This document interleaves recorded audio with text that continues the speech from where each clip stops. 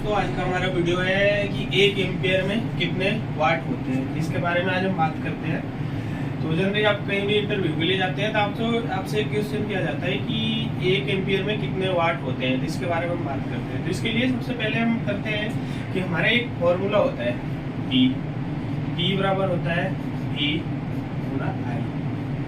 तो ये जो फॉर्मूला हमारा होता है ये सिर्फ डीसी के लिए अप्लाई होता है, जो हमारा डीसी होता है उसके लिए अप्लाई होता है।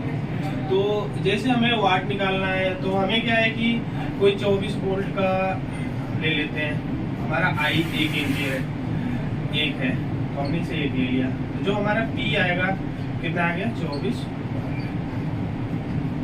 तो सिंपली हम इसे डीसी के लिए इसे यूज कर सकते हैं। और यदि हम इसे एसी के लिए यूज करते हैं तो एसी के लिए हमारा फॉर्मूला होता है P बराबर V गुना I cos। अब इसमें क्या होता है कि ये P अब हमारा जुड़ जाता है पावर फैक्टर। तो आप तो सोच रहे होंगे पावर फैक्टर क्या होता है। तो पावर फैक्टर हमारा ये होता है, जैसे कोई भी इंडस्ट्री कोई कहीं भी हम जब लोड यूज करते हैं तो हमें क्या होता है कि पावर फैक्टर को मेंटेन करके रखना पड़ता है। जो हमारा बिजली घरों से भी बोला जाता है कि अपने पीएफ को मेंटेन करके रखो। तो क्या होता है कि अब तो हमें पता है कि सिंगल फेज के लिए हम कर रहे हैं तो हमारा वोल्टेज तो हमें पता है कि 220 होता है, एम्पियर भी पता है 1 है हमारा, लेकिन हमें cos फाई पावर फैक्टर कितना होगा। तो इसके बारे में क्या होता है कि एक कांस्टेंट होता है, अगर हमें नहीं पता पावर फैक्टर तो हम 0.8 लेते हैं, अगर हमें नहीं पता हो तो 0.8 लेते हैं पावर फैक्टर। तो इसके लिए आप सिंपली क्या करोगे 220 गुना 1 0.8। तो अगर आप इसे गुना करते हैं तो जो आपका आता है वो आपका वाट आ जाएगा।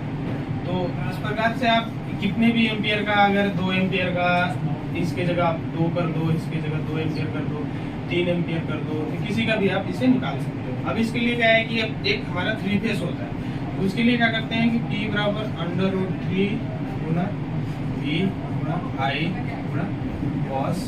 अब इसमें क्या होता है कि एक √3 और ऐड हो जाता है 3 फेस के लिए। तो इसके लिए क्या करते हैं कि जो √3 होता है इसका मान हमारा होता है 1.7। हमारा वोल्टेज क्या होता है कि 3 फेस में हम लेते हैं 440। आई हमें पता है,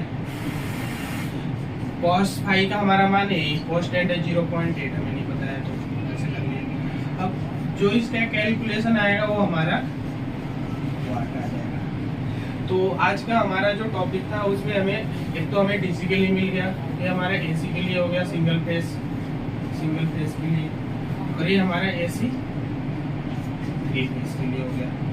तो इस प्रकार से आप आसानी से किसी भी कितने भी एम्पियर को आपको बोला जाए तो इस प्रकार से आप निकाल सकते हैं 1 एम्पियर में कितना वाट होता है, या कोई भी आपको वाट दे दिया जाए इसका एम्पियर निकालना है तो इस प्रकार से आप निकाल सकते हैं। तो आज का हमारा ये टॉपिक था, तो मिलते हैं हम नेक्स्ट वीडियो में।